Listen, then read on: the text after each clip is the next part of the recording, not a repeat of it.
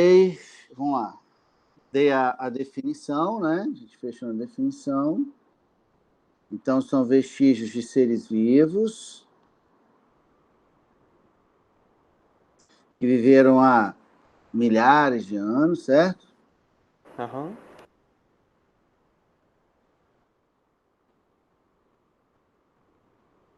E aí, como exemplo, a gente citou os fósseis petrificados. Eu até acho que mostrei para vocês, eu mostrei? Isso. Beleza. Aí eu mostrei aquelas conchinhas também, não mostrei? Acho que eu até mandei Mostrou. a foto para você. Uhum. Então, ó, vestígios petrificados, conchas, pegadas, marcas.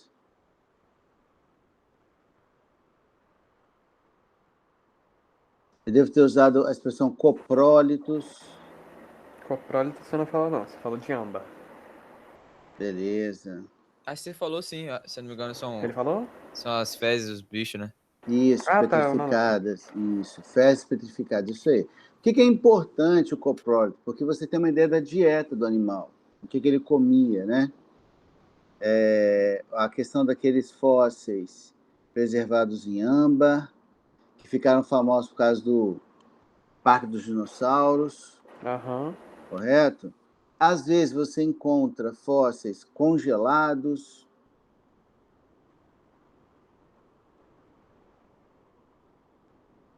E por aí vai. Então, só para pegar aqui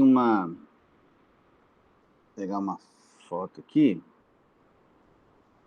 Eu não cheguei a pegar foto, nada disso não, né? Não coloquei não, né? Coloquei? Do mamute congelado, não. Não. Então, olha só, galera, isso aqui, esse filhote de mamute aqui, ó, ele foi encontrado numa região remota aí da Sibéria, na década, acho que de 70, 80, sei lá, se eu não me engano. Então, repare, ó, que você tem um animal praticamente intacto, tá vendo? Então, você tem tecido mole, você tem pelo, você tem tudo, tá? Inclusive, existem projetos que, no estilo Parque dos Dinossauros, que visam ressuscitar o mamute, tá? Só que, assim, quando eles fazem uma análise de DNA, a gente não consegue o DNA na íntegra, porque quando a água congela, ela forma cristais, né? Então, como ela forma cristais, elas acabam destruindo o DNA, fragmentando o DNA do animal. Então, você não encontra uma cópia do genoma inteiro para fazer um clone, por exemplo. Então, hoje, há algumas pesquisas no sentido de completar as partes que faltam com DNA de elefante, que seria uma espécie próxima, né? Aí, como eu falei, tem aquele lance do fósseis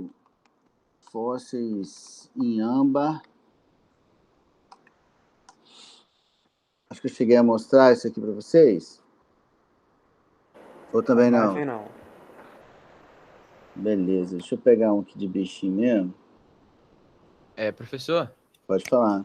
como que se completa um DNA com um outro DNA de um outro animal?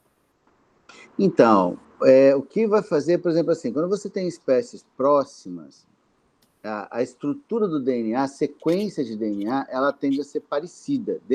Sempre vai existir uma variação de um indivíduo para o outro. Sempre vai haver, tá? Mas no caso, assim, deixa eu pegar só esse inseto aqui, peraí. Mas no caso, assim, de animais que são do mesmo grupo, não tem opção. Copiar. Aqui. No caso de animais que são do mesmo grupo, a similaridade é muito grande. É tipo você pegar o DNA humano e pegar o DNA de uma pessoa A e de uma pessoa B. Quem faz a análise, ela sabe que aquele DNA é humano. Mesmo que alguém fale assim, não, eu estou te dando uma amostra para você me dizer de quem que é. Sem dizer o quê, a pessoa que faz a análise, ela consegue identificar o DNA como humano. Aí o que acontece? Quando você pega o DNA dessa amostra aí, desse bicho que está aí congelado, o mamute, você vai encontrar e vai comparar com o DNA de elefante, que é uma espécie próxima. Aí você vai ver que que fica faltando regiões de DNA quando você compara os dois. Aí essa região que está faltando, você tende a cortar e colocar no lugar ali para completar. Lógico, falar é muito mais fácil do que fazer, beleza? Mas existe essa possibilidade real. Caraca. Essa possibilidade é real. É lógico que tem toda uma discussão, né? Para que guardar, né? Para que fazer isso? Mas existe essa possibilidade. Beleza? Beleza. Aqui, ó. Essa foto aqui que eu queria, ó. Ó, aqui, cara, é uma foto de dinossauro, beleza? De um fóssil de dinossauro. Então, vou pegar aqui.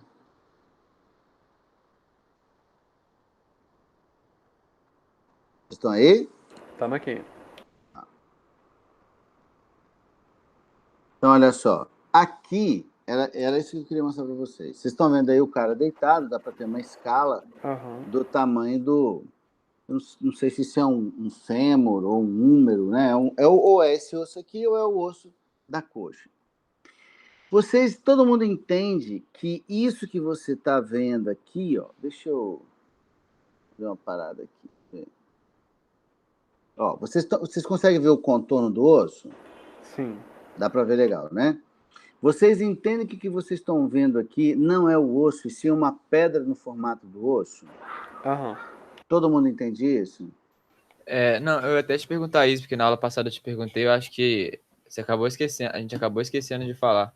Ou não deu tempo, né? É porque você tem uma vértebra de preguiça aí, gigante. Você Isso. falou que é só uma pedra, né? Isso, é uma pedra. Quando a gente vê um fóssil desse, fóssil petrificado, o que a gente está vendo não é o fóssil, não é o osso, desculpa, não é o osso do animal, é uma rocha que tem o mesmo formato do osso. O fóssil petrificado é isso. Por quê? Porque a parte que era orgânica e inorgânica da estrutura, ela se perde com o tempo. Deixa eu ver se eu acho um esquema aqui, que aí fica mais fácil que eu desenhar. Quer ver? Formação de fósseis. Se eu achar aqui, fica mais fácil para fazer.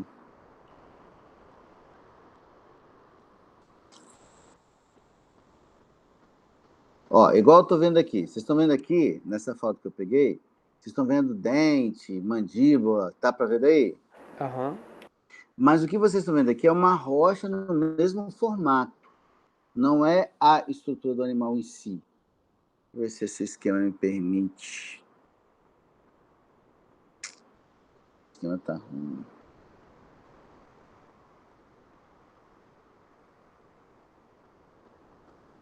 Toda vez que eu procuro esse negócio, eu não acho.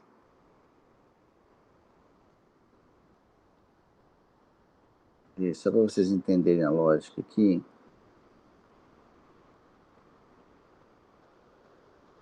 Bom, vou pegar esse aqui e vai ser, não é bem o que eu queria, mas vai servir. Olha só, vamos botar aqui, ó, formação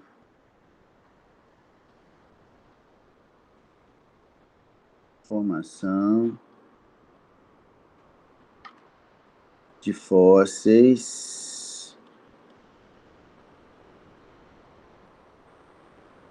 petrificados.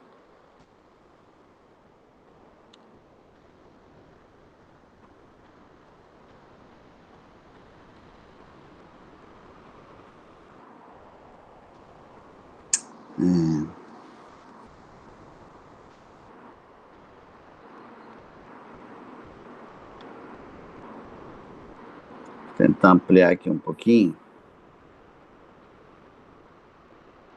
Só para a gente entender essa lógica aqui. Tamanho tá bom? Tá bom. Bom. Então, olha só. A ideia aqui, galera, é o seguinte, ó. Vocês estão vendo aqui que o bicho morreu, beleza? Então, aqui o bicho morreu. E vocês estão vendo que ele morreu num lugar que está inundado, tipo um laguinho, alguma coisa assim, certo? Vocês estão vendo água aí, Sim. correto? Beleza. Quando o bicho morre no fundo do lago, você tem um ambiente que é anaeróbio. Concordamos?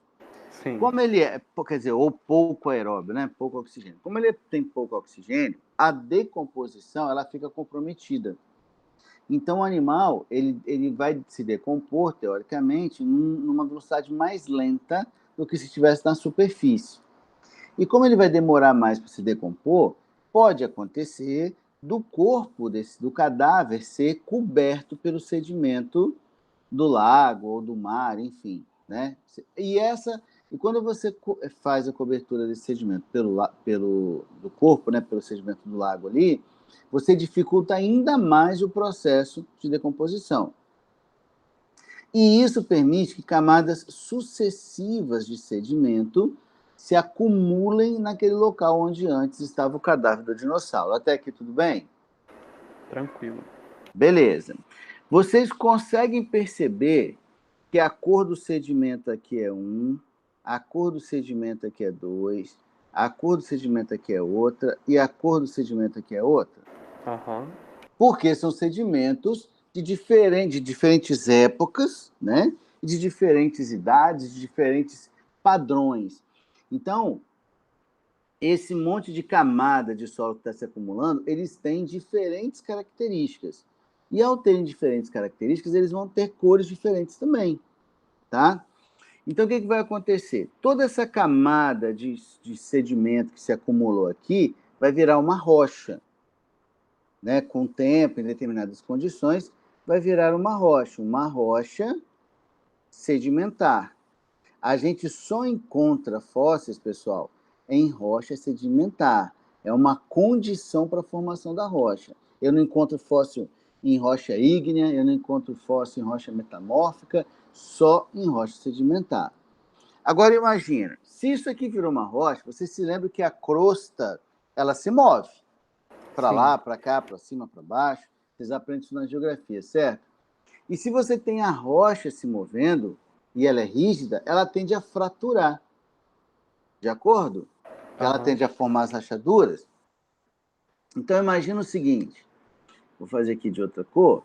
Imagina... peraí. Imagina uma fratura nessa rocha. Ó. Então, vou fazer um rachadinho aqui, ó, que vai chegar até onde está. Estou fazendo um raiozinho, mas é um rachadinho, beleza? Aham. Que vai chegar, a fratura vai chegar até onde está o fóssil, por exemplo. E vai passar, inclusive, né? Está ali, beleza. Se você criou uma rachadura, você criou uma fresta para infiltração, por exemplo, de água, correto? Sim. Choveu, a água vai passar por aqui, e ao passar por aqui, essa água vai remover aqueles restos do dinossauro dali. O resto do osso, o resto do cálcio, aqueles materiais que eventualmente não foram totalmente decompostos, eles vão ser perdidos nesse momento de lixiviação, que a água está passando e vai carregando os materiais minerais que estiverem ali, por aí vai. Fazendo sentido o que eu estou falando? Sim. Beleza, então esses restos, eles vão sendo carreados, tá? E outra coisa, quando a água infiltrar, não vai infiltrar só água, certo? Vai infiltrar água, vai infiltrar micro-organismos, vai infiltrar outros sedimentos. Tranquilão isso que eu estou falando? Aham.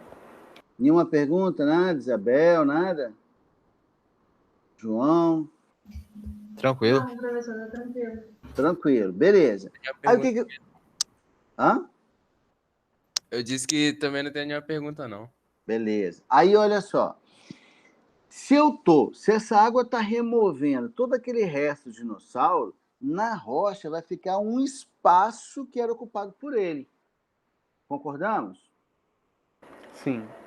E esse espaço ele vai ser completado com sedimentos novos que estão vindo lá de cima.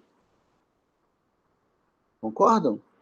Ok. Eu criei um buraco com formato do dinossauro e sedimento lá de cima está descendo junto com a água, está infiltrando com o tempo. Como o sedimento é lá de cima, ele é um sedimento diferente daquele que está lá embaixo, um sedimento mais novo.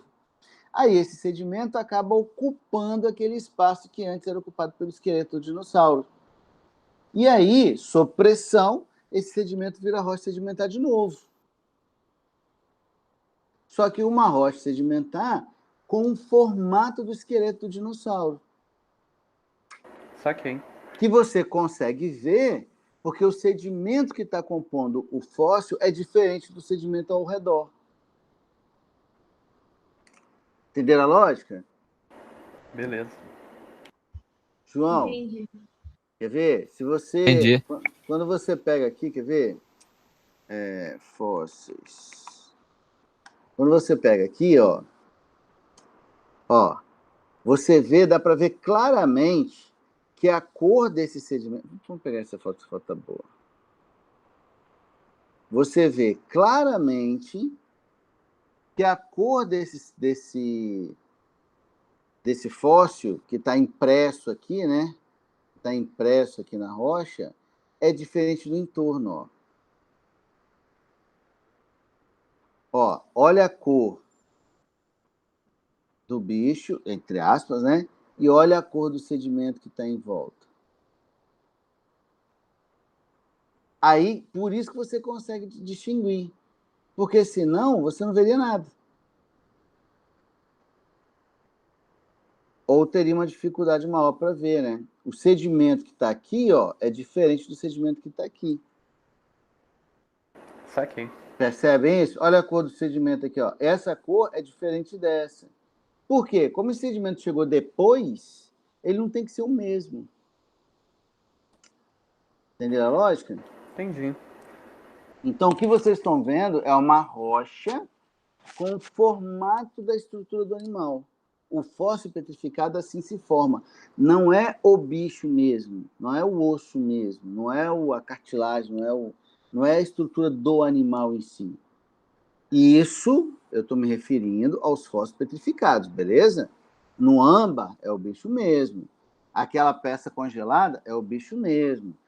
Você encontra fósseis também em pântanos, em regiões pantanosas, porque são regiões muito anaeróbias, são regiões muito ácidas, então para o micro-organismo conseguir decompor é difícil, é difícil para ele viver ali. Então você encontra o bicho mesmo, nada os impede de encontrar o bicho mesmo, tá? Mas o fóssil petrificado, ele é formado assim, por um sedimento de diferente idade que ocupa aquele espaço, aquela área, né, aquele volume deixado pelo animal morto. Não Beleza. sei se eu fui claro, galera. Deu para entender? Foi sim. Eu só tô pensando aqui como é que esses sedimentos que vieram de fora não saem também por causa da água que vem. Porque, dependendo do tamanho, imagina só, você tem uma fratura. Se você vai jogando sedimento dentro, vai entrar sedimento maior, sedimento menor. O sedimento Sim. maior, ele tende a ficar. E ele vai segurando os menores que estiverem vindo depois, por exemplo. Saquei. Entendeu? Os restos dos seres vivos, cara, eles vão embora porque eles solubilizam. Sim. Entendeu? Como eles solubilizam, eles vão embora. Agora, assim, o sedimento mineral, ele não é necessariamente tão solúvel Então, assim. solúvel, ele fica lá. Isso, por exemplo, o cálcio dos ossos. Ah, professor, mas o cálcio é uma parada, né? O osso é uma parada dura. Mas o cálcio, ele é solúvel na forma iônica. Então, ele vai embora de uma forma solubilizada, por exemplo. De tanto passar água neles, eles acabam... Isso, lembra que a gente está embora. falando de uma escala que é geológica, né? Geológica, sim. Uma escala geológica, está falando de milhões, milhares de anos, pelo menos. Tudo bem? Tranquilo. Alguma pergunta mais por enquanto? Acho que não. Beleza. Então, vamos pegar aqui... e uma coisa... Acho que eu me esqueço aqui, peraí. Galera, participação... Deixa eu ver aqui um negócio. Davi tá vindo só esse pouquinho mesmo, assim, sempre? Em todas as aulas? Nas aulas de biologia, então sim. Tem algumas que vão um pouco mais, mas não tá sendo muito mais que isso, não. Tá, deixa eu fazer uma coisa aqui.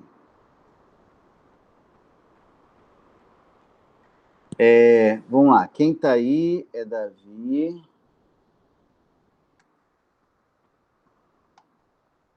É Davi, Isabel, João, Não, Enzo. Enzo. Mas quem tá aí? João Vitor. João Vitor. Só. Cadê João Vitor? Aqui.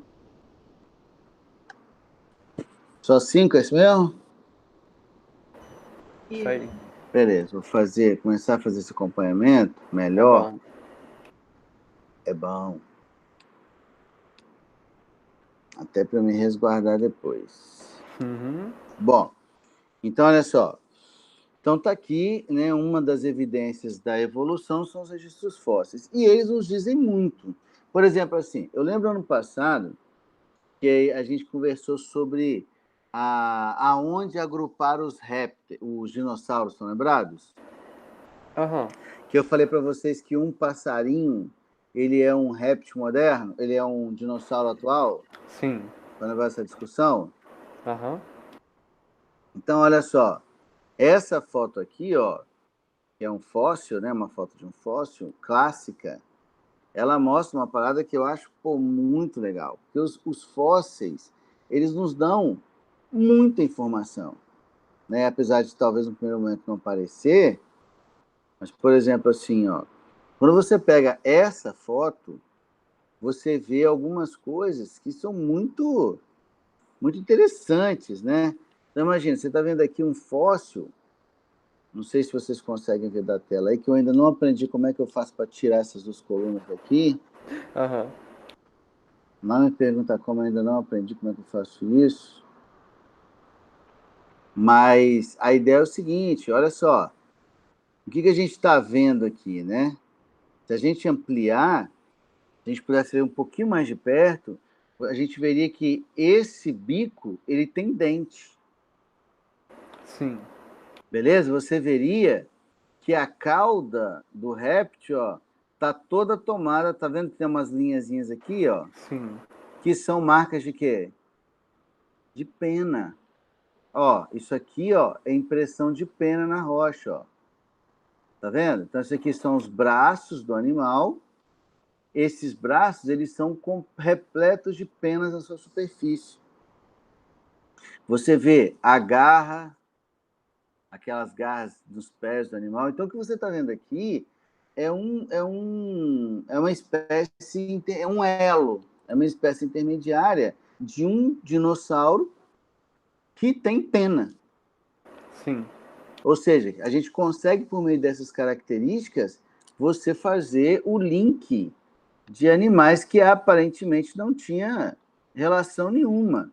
Numa condição normal, quem faria uma relação entre um dinossauro e uma ave atual? Ninguém. Aham. Né? Ninguém. Então, os fósseis acabam nos revelando assim, muitas coisas interessantes. Tá? Além disso, galera, que outra evidência vocês colocariam aí, né, para reforçar as ideias evolucionistas? Nossa, além do fóssil, É, vou pensar aqui. vamos lá, sugestões.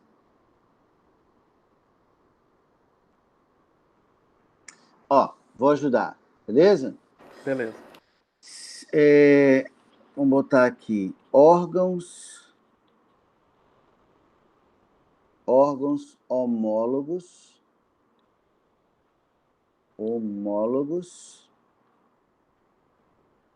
e órgãos análogos.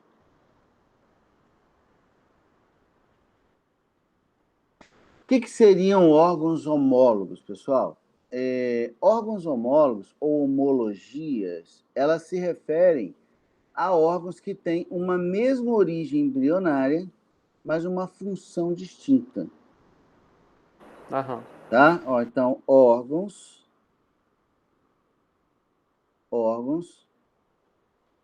de mesma origem embrionária. Vou botar aqui. De mesma origem embrionária, mas com diferentes funções. Por exemplo, assim, Se eu pensar em animais como uma baleia, um cavalo, um macaco, um morcego, tá bom, esse tá bom, com diferentes funções. Eu estou falando, todos os animais citados são mamíferos, correto? Sim. Beleza. Então vamos fazer uma comparação aqui, ó. Nós somos macacos, beleza? Então eu vou pegar o braço humano, tá bom? Aham. Então olha só. Se eu vou comparar o braço humano, fazer uma relação aqui com o braço humano, e a asa do morcego. A asa do morcego é um braço. É um braço. Só que um braço que tem como função voar. E o nosso braço é um órgão prênsio, né? Se você pensar numa nadadeira de baleia, o que é uma nadadeira de baleia? É um braço. É um braço também.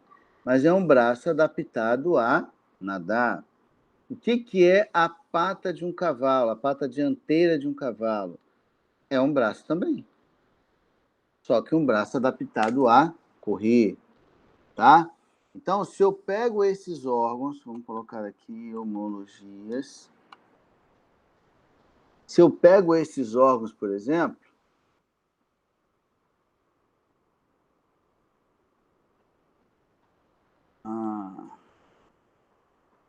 e olho de perto, eu vou ver que os ossos que os compõem são os mesmos, exatamente os mesmos, tá?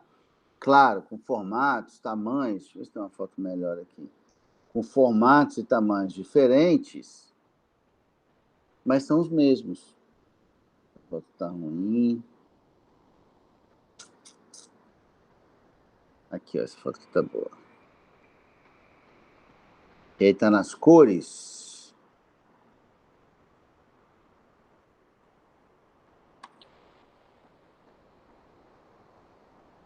Ó, vamos ampliar um pouquinho.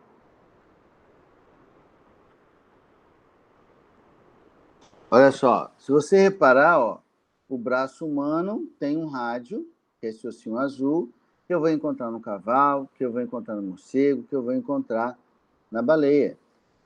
O braço humano tem um número, que é esse osso aqui, que eu vou encontrar no cavalo, que eu vou encontrar no morcego, que eu vou encontrar na baleia.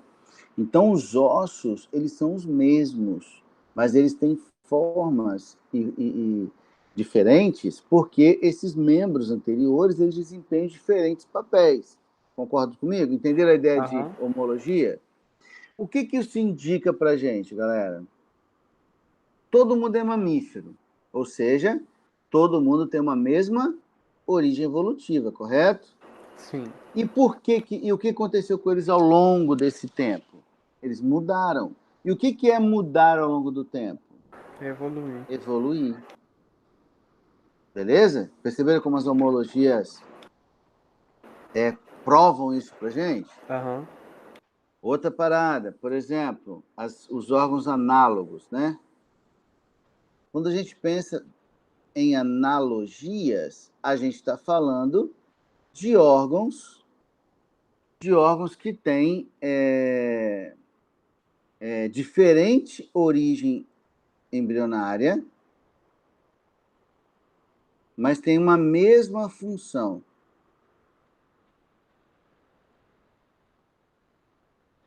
Mas com uma mesma função. Por exemplo, assim, a asa do pássaro, de uma ave qualquer, e a asa de um inseto. A asa de uma ave é um braço, correto? Sim. E a asa de um inseto é um braço? Não. Não tem nada a ver com braço. Não tem. Deixa eu ver se eu acho isso aqui também.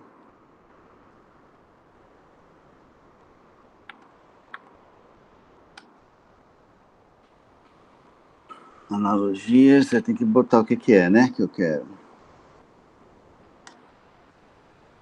escrevo aqui, ó.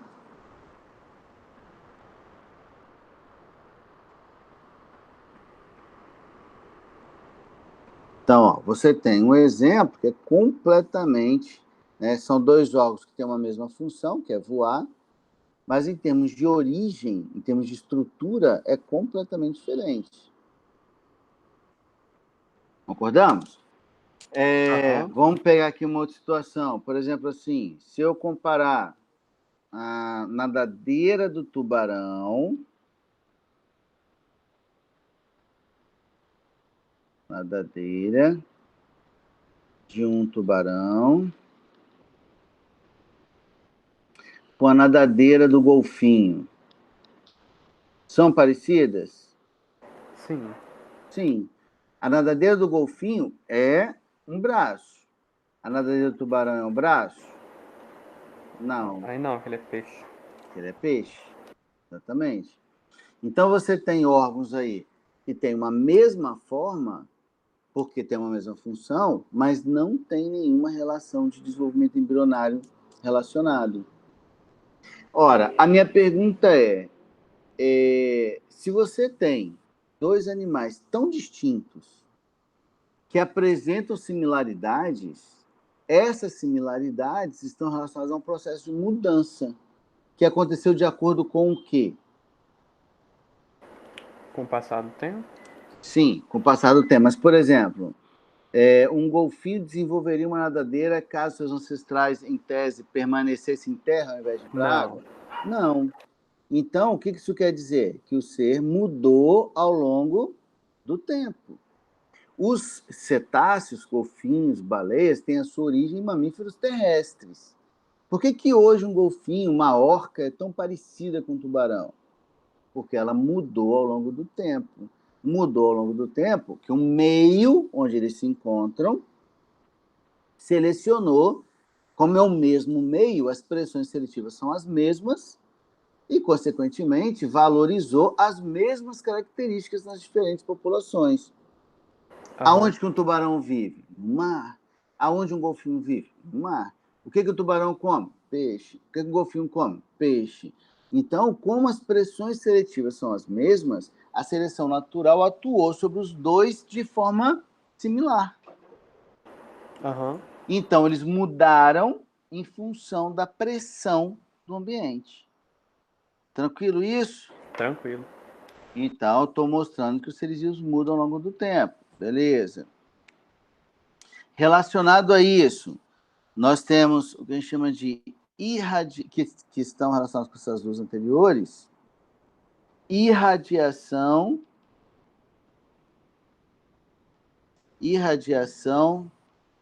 adaptativa.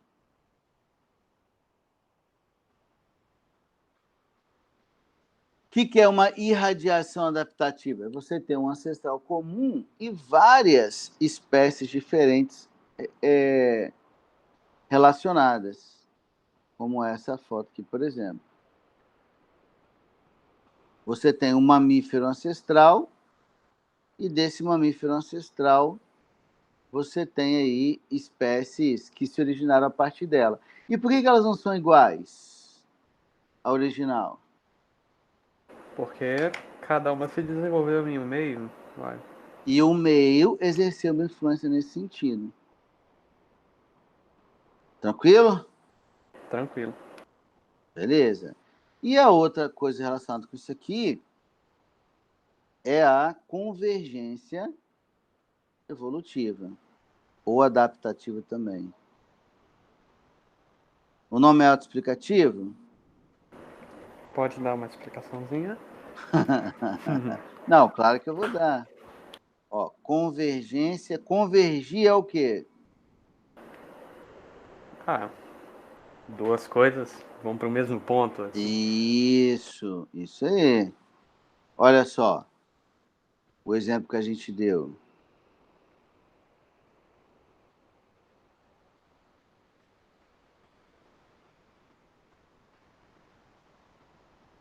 Ó, eu estou mostrando aqui 3 animais não aparentados. Ó, eu estou mostrando aqui um golfinho, que é um que é um mamífero. Eu estou mostrando um ictiosauro, que é um dinossauro aquático que já foi extinto. E o tubarão, que é um peixe. Então, são animais não correlacionados. O padrão corporal não é similar? Aham. Por quê? Mesma pressão seletiva. Tem nichos similares. Então, como as pressões seletivas são as mesmas, tá aqui, ó, mesmas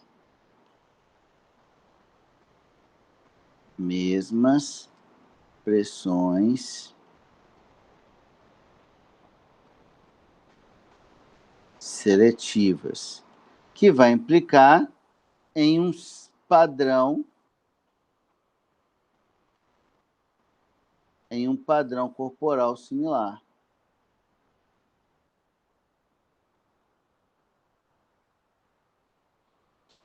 Por que o golfinho ficou parecido com o tubarão ou com o ictiosauro ou vice-versa? Porque o meio selecionou que esse padrão corporal era o mais adequado para aquelas condições. Ou seja, que os seres mudaram ao longo do tempo. Ok. Tranquilo até aqui? Aham. Beleza, Isabel, tranquila? Sim, tá tranquilo. João? Tranquilo, professor. Beleza. Galerinha, vou